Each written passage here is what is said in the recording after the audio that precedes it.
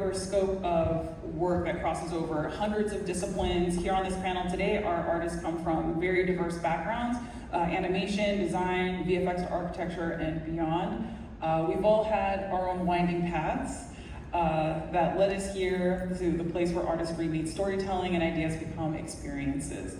For the millions of guests around the world, you'll hear what first drew everybody to Imagineering and how our past work continues to shape what we create today, and how collaboration and curiosity fuels everything that we do.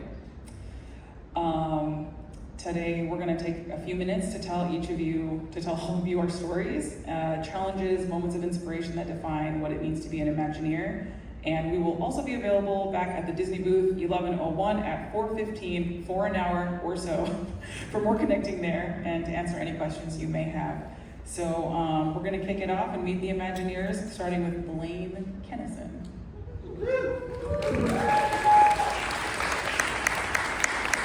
Hello everyone, my name is Blaine Kennison, and I am visual effects designer principal at Walt Disney Imagineering. What that means is I'm in charge of media, in my particular case, for a lot of these rides, whether it's things you see on projected on walls or on video monitors. I help design that and implement that into the rides so that you guys can see them. So here you see some of the different rides that I've worked on. Flight of Passage in Orlando. There's a current one coming up, Zootopia. Better Together. Zootopia, that's what I meant. And that will be opening up soon. I worked on Zootopia in Shanghai, Disneyland, and that was a great project. If you change the slide, I've also worked on Mickey and Minnie's Runaway Railway. I knew I was going to mess it up. Mickey and Minnie's Runaway Railway in Orlando, and also in Disneyland in California. All the projects I've worked on have been great, but as Vivian said, my path was kind of windy getting here, and I'm very happy that I have gotten here. Very honored to be working at Imagineering. My story is kind of a story about flexibility and passion. So the thing that I've learned in my career is that there are many paths that we can all take. There's many decisions that we make at a given time.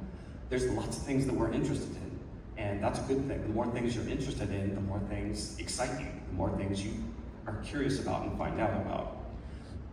When I was in school, in like high school and middle school, I was really good at math and science, and so I thought I wanted to be I was going to say Imagineer. I thought I wanted to be an engineer, and I ended up going to UCLA for aerospace engineering.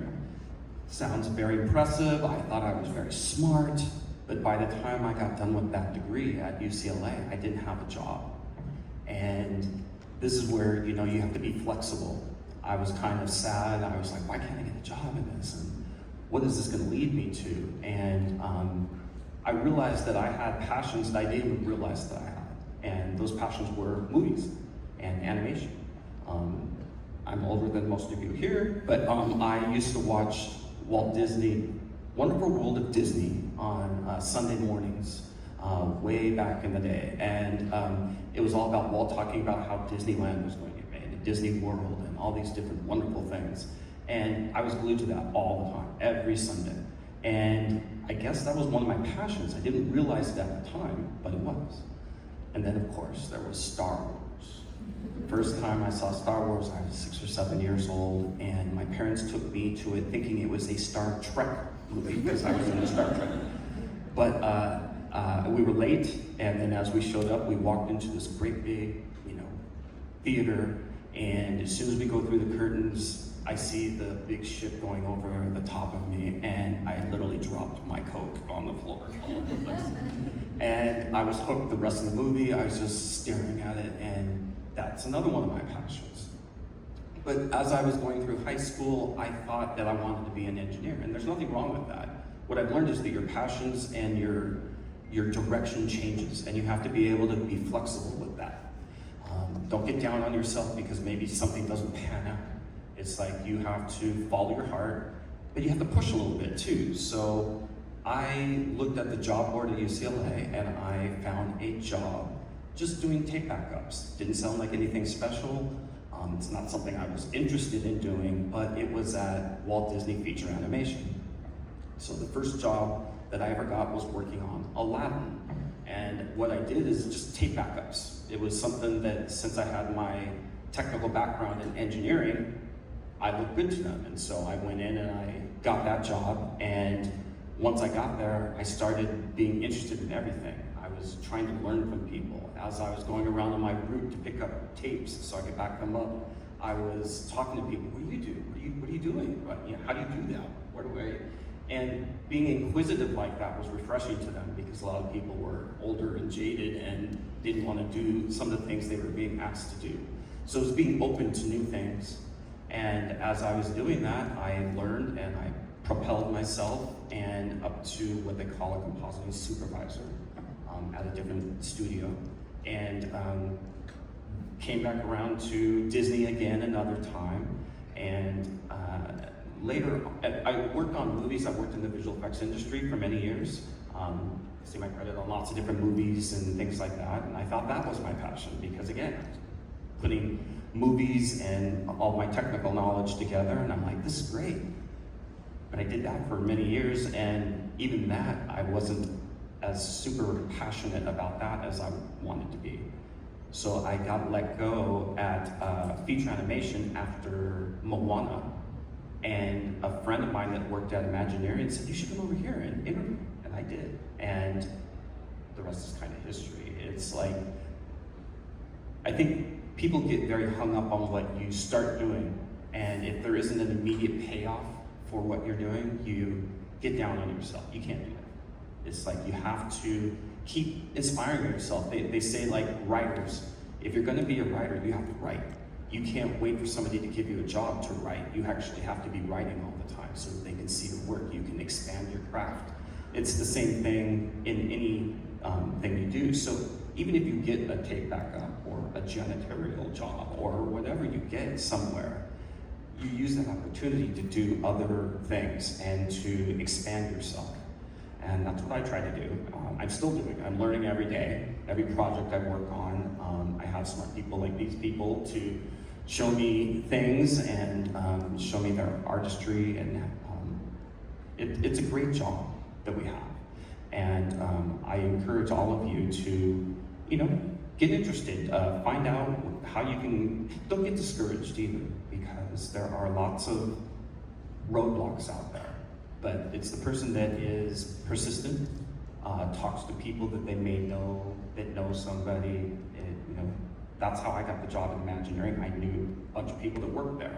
I didn't know they worked there, but it's good to reach out and not. I had a friend's son recently reach out to me from Orlando, Florida. Only met him a couple of times, and he picked my brain for an hour, and then I found out he picked the brain of a bunch of other people we worked with. And it's really refreshing to see people reaching out, because we don't always have the opportunities like this to talk to people like yourselves and give you insights. So reach out to people. You'll be surprised. I think you might get more responses than you think. So yeah, I think that's it. And I came full circle. I went from engineering to Imagineering. So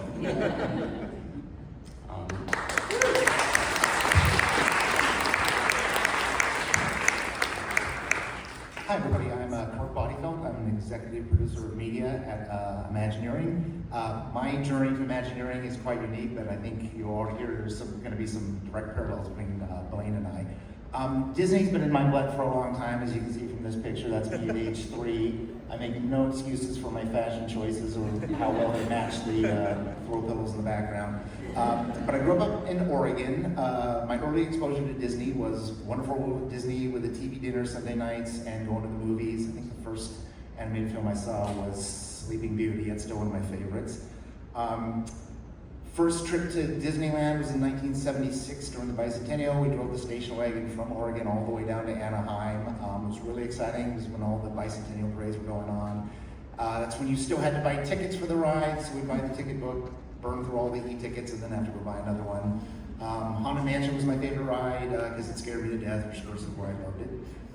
Like Blaine, in 1977, went and saw Star Wars and was blown away by it, but at the same time, it just never had been seen anything like that before. There was, for the first time, there was like so much media attention on how did they make this movie. There were just, TV specials and articles, so I really got into it, just really wanted to learn about how they did all of that.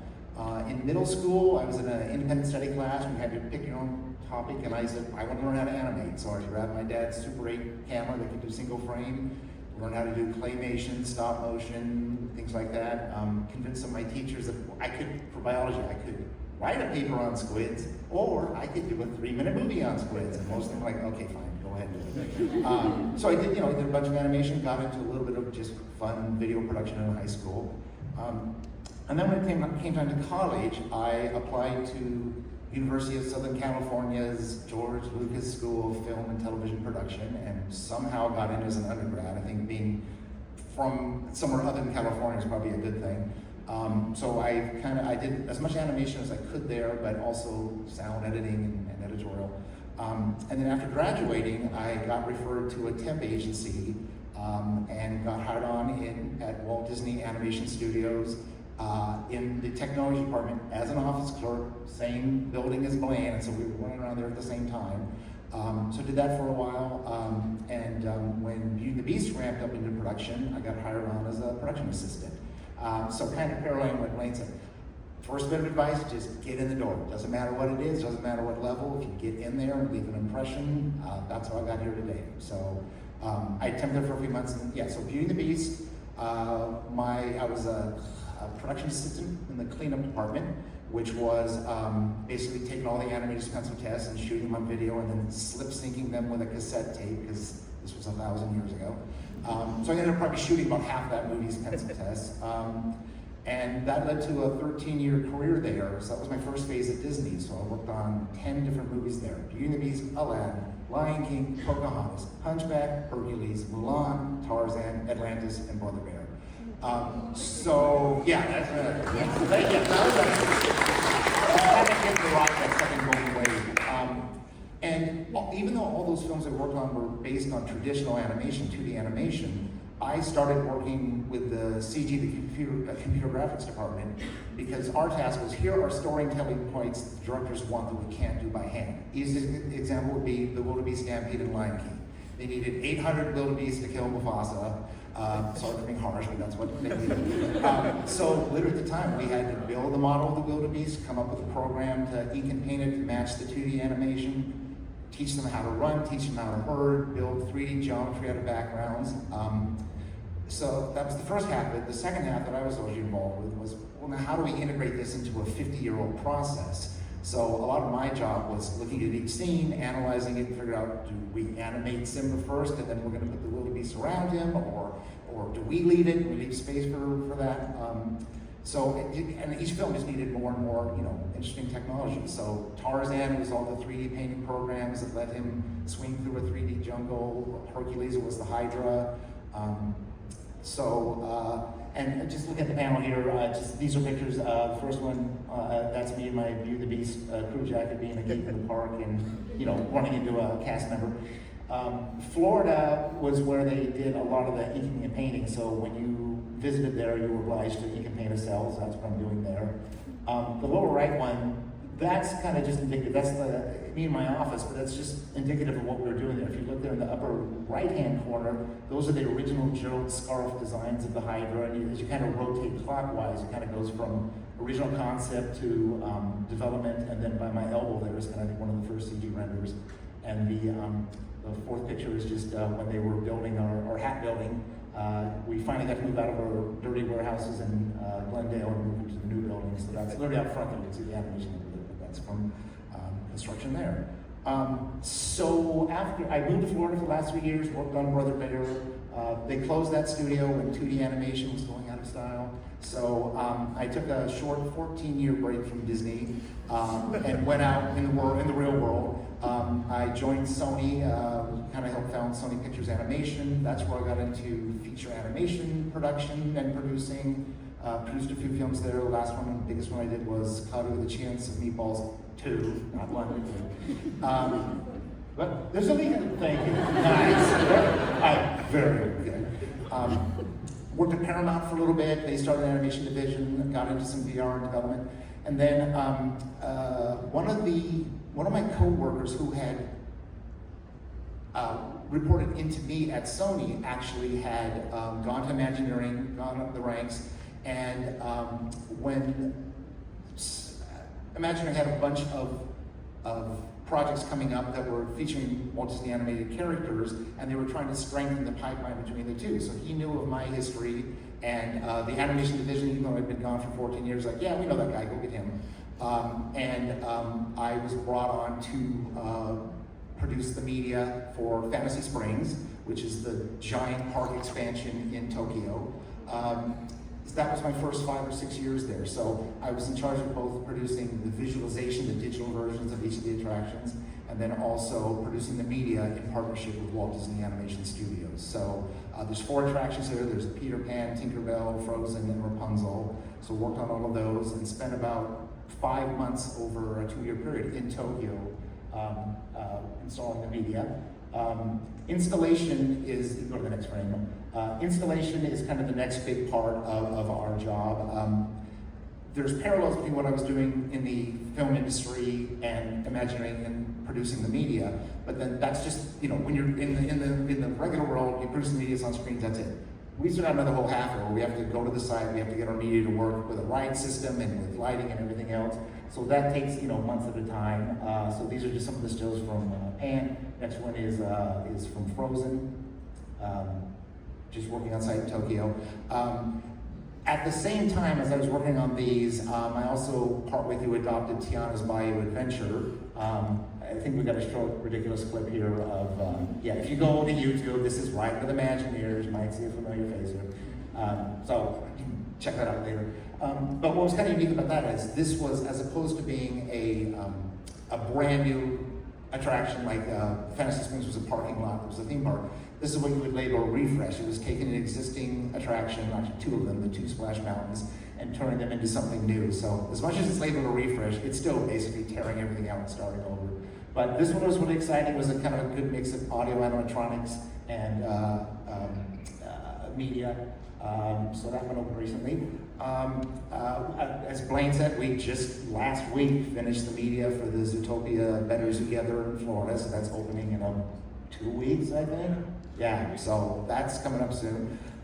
In my current role now, as executive producer of media, I try to get involved on any project that has anything to do with either Walt Disney Animation Studios or Pixar characters, and get involved with our creative teams very early on and just have the discussions of what are your dreams, what do you want this to be, what's your budget, is this traditional animation, is it 3D characters, are they 2D characters, reimagined as 3D characters, kind of like what we did with Peter Pan in Tokyo. And then just work with them on the budgeting, scheduling, and kind of partnering with Pixar or Walt Disney Animation Studios and getting to the next level. So I love that because it's just going wide on a ton of stuff. There's just so much going on there now. The things I love about being in Imagineering would be every day is different. There is no typical day. It's a mix of exciting stuff, challenges, headaches, and all that, but it's never boring. I love the passion that all the other people have in their departments. Everybody kind of comes in, like I came in with expertise on media production, but I had so much to learn, and the best advice I got when I got there was, it's going to take you 3 or 4 years to figure out how things work here, and that's okay, and it is absolutely true. And as far as advice, never censor yourself on your skill set in terms of like, well, gee, should I apply there? We just have so many different departments. Again, I know media, I don't know anything else when I come in there, I learned it. My first D23, I had somebody come up to me and say, I really want to be an Imagineer, but I'm not an engineer, I just do landscaping. I was like, do you not see our parks? Do you not see the crazy amount of real foliage and artificial foliage and all that? It's just, you know, so if you have your passion, then just keep looking at the websites, keep looking for the internships. I mean, you know, we need all sorts of people there. Well, that's my life, and we'll be at the booth for a good hour, so please stop by if you have any questions about production or anything else, and thanks for being here.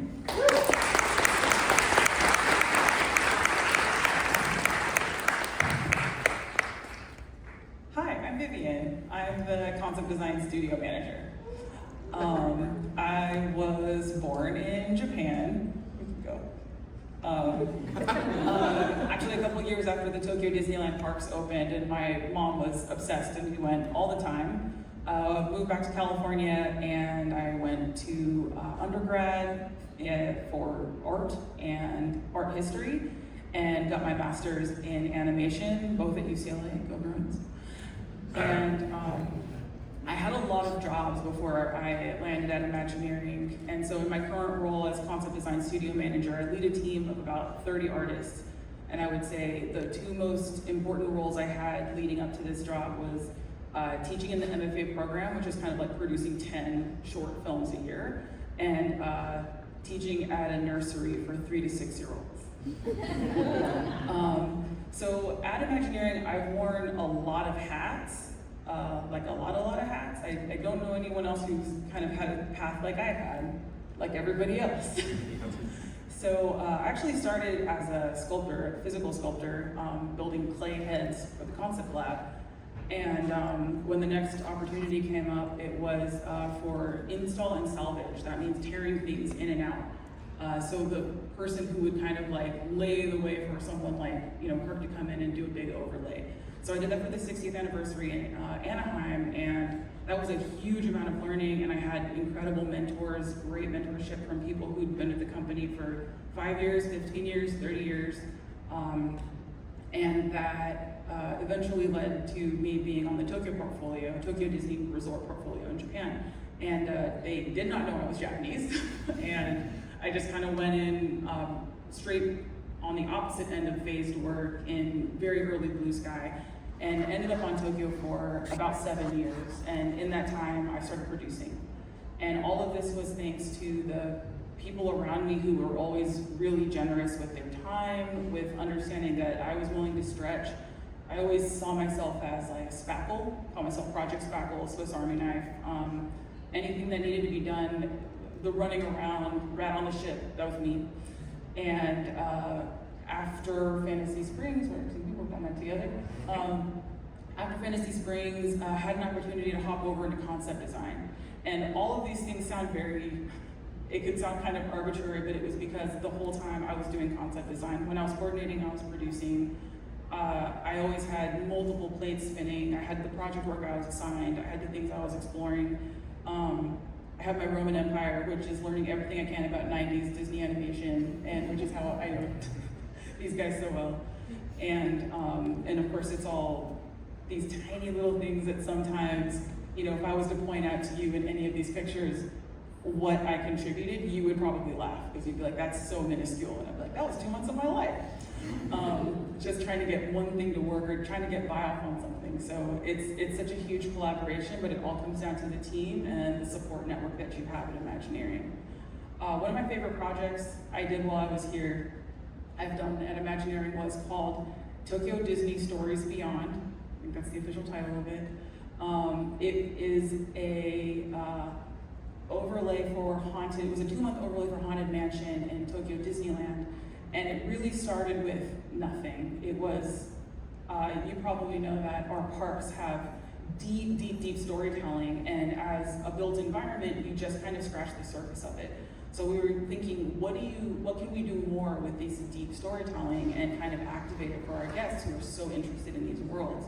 And with a really small team, it was myself, writer Charlie Watanabe, and once we landed on Haunted Mansion as our site, Julian Woods from our franchise team, we made an anime version of Haunted Mansion that was a food and beverage effort, a overlay in the park that lasted for 2 months, merchandise that sold out almost the second it hit the shelves, online fan art, AR. It just kept building and building, and it was so much fun because every week we would go in and say, okay, what are we gonna do with this thing? And people would say, what are you working on? And I'd be like, okay, so we're making these characters. But really for me, it was also a chance to sort of just dip my toe into a huge legacy for Haunted. I think the only other time I've touched something that big was I helped set up the mock-up for the Hatbox Ghost. But other than that, now I've created 4 original characters that are 2 new ghosts, 2 alive humans that are always going to be part of the Haunted Mansion franchise, and adding diversity and additional storytelling to that world, which is really important to me. And also the fact that so much of it lived online. We don't spend every day at the parks. We're working, but online I could actually see the guests interacting and enjoying, and the way that they kind of took the characters we designed and made it their own. And so that video is literally me scrolling on Instagram, just being like, oh, because I was so excited. I think next slide we can talk about like a mindset, which Blaine and Kirk already talked about, which is sort of this deep delve mindset where you really want to go deep into things, but at the same time you have this sort of expansive mindset. For me, growing up helping my dad with train layouts and his like big train set was something I did every day after school. When I was in grad school working 3 jobs, I was also painting a 40-foot mural, and I would usually start that around 8 p.m. and I'd paint till about 2 o'clock in the morning. And it's this thing where once you kind of start doing something, you just really want to do it well. You want to see it through. You want to see a finished product, and you're just like cranking. I don't know if that makes sense to you guys. And I think in situations like this, we're sitting here on stage and we're talking to you guys like we've accomplished something, but we are all in the middle of the things that we're doing. And it's hard to see or comprehend. You don't know what exactly it is that you're doing right now that's going to pay off later and land you in a panel like this, because it really could be anything. For me, at Imagineering, I think that the biggest points of growth that I have is this constant pushing into doing things that are uncomfortable, and I have to do it all the time. I created a video series for Black History Month. I joined the corporate co-ed C-League softball team. This is me striking out. And last year, I also was like a co-host for D23. I am slightly less sweaty now than I was then. And I think it's all possible because ultimately what it comes down to is the team and what you're trying to accomplish together. This is the Fantasy Springs opening cast day for the cast preview. I'm in there. Can you see me? I can't see me. Because you're just part of this big, beautiful team. And coming out of concept design to support the team as manager, I couldn't have done that without the team behind me pressing me forward and saying, like, no, you can do this. And so I guess, I think to me, we've got this quote that we use all the time that Walt Disney said, it's kind of fun to do the impossible. And I think that's the really important part, is you just have to do it. Even if it feels impossible, or if it feels scary, you just have to be comfortable being uncomfortable, and you just gotta do it. Woo!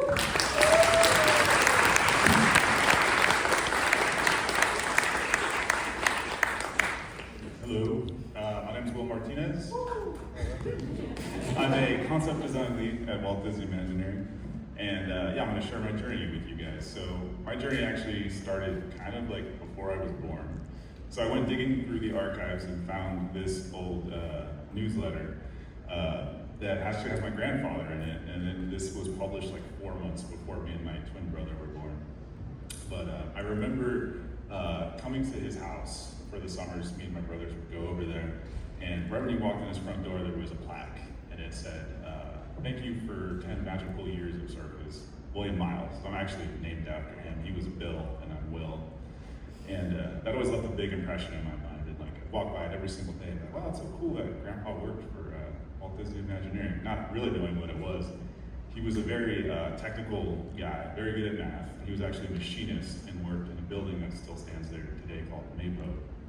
And he would always tell us these stories about how he worked on this rabbit and how he designed the armature and the mechanisms that would move it and built it. And it was for this attraction called America Sings. But those are the kind of brains I thought worked at Imagineering, kind of the opposite of what Blaine thought, I think. I was like, oh, those are a bunch of engineers that work there. I'm not an engineer. I'm horrible at math. I didn't know that there were guys like Mark Davis who did the concept art that my grandfather was working from. You know, if you don't know who Mark Davis is, he was the Pirates guy, so go check him out. Amazing work. So I Imagineering didn't seem like an option for me. And but what was is this next slide. Share some. We all got to start somewhere.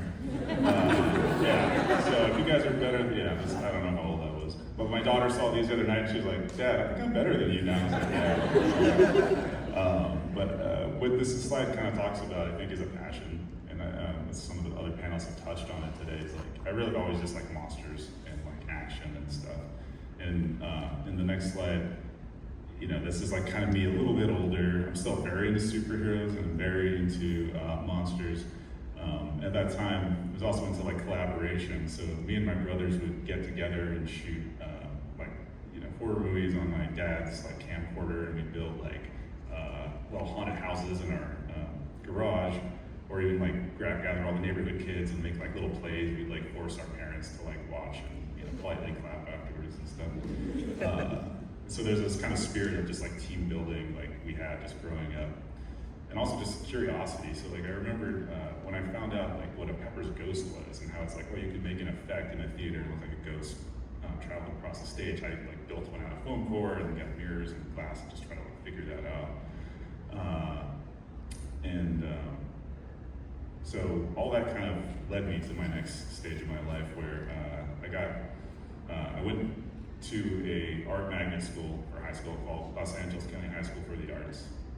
And that was really my big first introduction into really meeting real artists, people who did this for a living, because my parents were not connected to the entertainment industry whatsoever. They worked in the car industry. So I had an art teacher named John Martin, and he went to Art Center, and I was like, well, he's the best artist teacher we have at LOXA. So I was like, he went to Art Center, I'm gonna go to Art Center. Well, so I got my portfolio together and applied right out of high school, and there was a few kids who actually got in immediately their first time, but I didn't. So I wanted to talk a little bit about that struggle, because I had the passion, but didn't get it in. But that didn't deter me. I went to go work for a small little art school that doesn't exist anymore for free. And I would take art, answer phones in the morning and at night take their classes, worked on my portfolio, and I reapplied and actually got a scholarship to go. So very fortunate there. And then little did I know, this was all heading towards my next, brush with Imagineering, which was when I was walking into an art gallery, and this guy that I knew from school walked out and he said, "Oh, I just got a job at Walt Disney Imagineering. If you take this guy named Scott Drake's class, he's a concept designer that still works with us."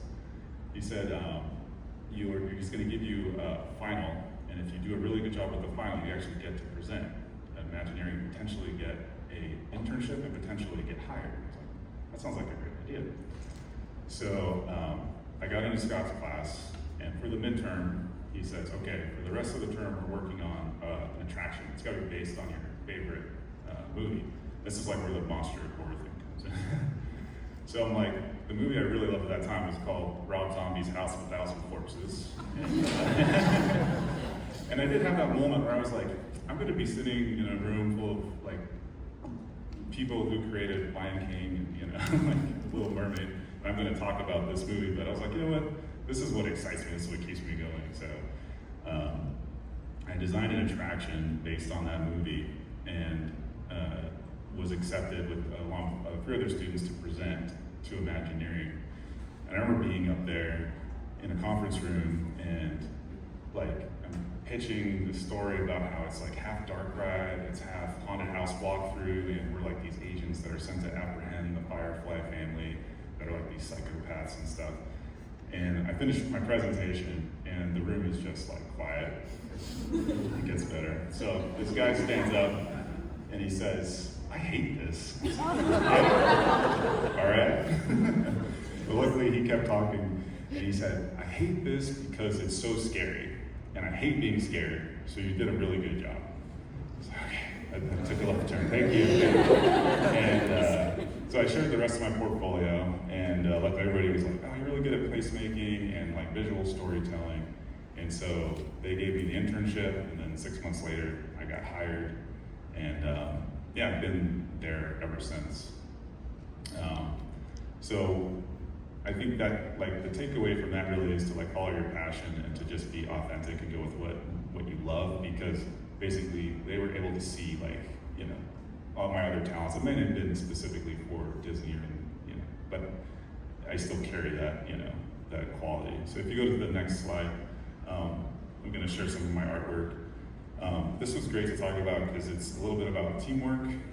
This was a collaboration piece. I have to give Brian Kessinger a shout out. He did the character poses, and Nick Kamore did the 3D modeling of the ride vehicle and the background. And I came in later and painted it up and tied it all together.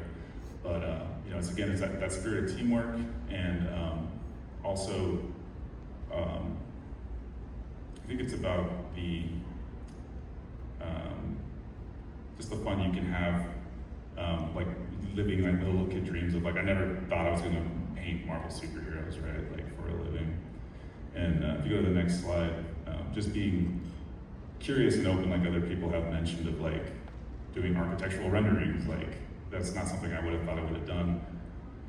And that's a great thing we get to do at Imagineering, because in some concept design roles and other kind of entertainment studios, you get very kind of pigeonholed. But here, I've been able to do like oil paintings and actually work to animate these for Pirates Cove in Shanghai Disneyland. Or get the opportunity to paint, this gift was for PJ Morton for working on the music for Tiana's Bayou Adventure. Or even like designing furniture for a hotel or topiary, or working on you know, sculptures. And working again, like just in teamwork, where you're like having an idea, having a sketch, and then working with another artist to build the maquette. And then seeing families like come together and enjoy your space that you've created is such an amazing experience. Wanted to point out, just working with your art heroes, so Joey Chu did these murals for us for Tokyo Disneyland, which was like such an amazing experience. Getting the opportunity to design my own character and have it seen and built and installed into Epcot for the Kim Possible adventure. She's actually a killer baby robot that's like attacking Tokyo, so it all ties back in. And the next slide is, costume design, and even like that's the actual wallpaper I painted and designed that is up in the hotel room in Tokyo. And even getting to design my own character in the Zootopia universe, and then storyboarding and directing this clip you're about to see.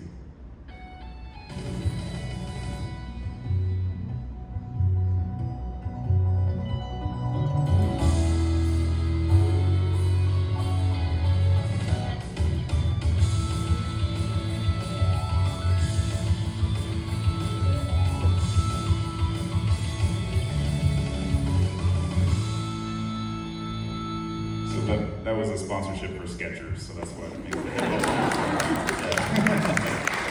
And then that awkward black clip is there because it's a jumbotron, and it's huge, and it's like got this really cool shape that plays very. It's in Shanghai. Yeah. And so I just wanted to close with one more amazing experience, which was when I got to put my own 10-year plaque on the wall, and it's the same one that my grandfather had.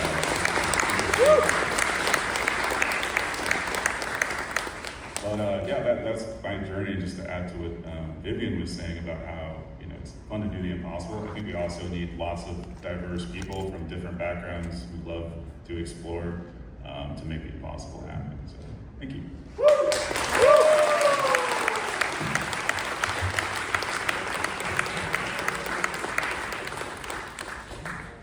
All right, you guys, thank you so much. I just really want to thank you guys for being here. We so appreciate your time and your attention, coming and sitting here listening to us yak.